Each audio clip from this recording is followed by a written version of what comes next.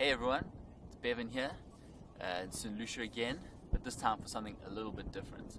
Jill and I were recently invited to take part in a pilot trail running event by the guys from iSimangaliso and KZN Trail Running. And yeah, we really jumped at the opportunity, not so much because we're trail runners, because we're not. In any case, we absolutely loved the idea of getting access to parts of the reserve that we wouldn't ordinarily be able to go into. So here we are, and that's what we've been up to. So we met up with the rest of the team and the other runners here on Friday, and day one kind of kicked off with an introductory night run. Friday was full moon, so spring low tide. We waited until dead low, headed down onto the beach and did a short warm-up run up and down the coast. I think it was really just to get the legs warmed up, kind of get everyone introduced to each other and chatting. And then day two really kicked up a gear, where the runners started here in St. Lucia from the camp and headed south towards Mapelan and beyond for probably around 17 kilometers until the wreck called the Jolly Rubino.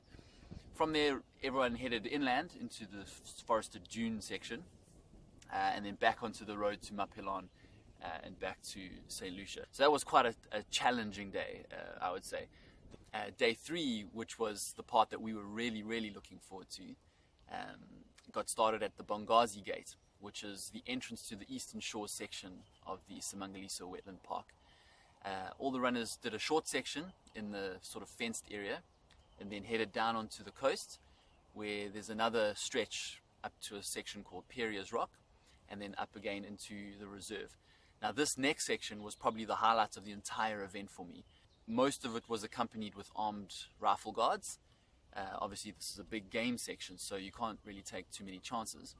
But one of the pathways leads up a ridge, and from that ridge you basically get full 360-degree views of the iSimangaliso Wetland Park. To the east, the ocean, whales and dolphins kicking about, doing their thing. To the west, the whole of Lake St. Lucia opens out in front of you. Buffalo, hippo, the works.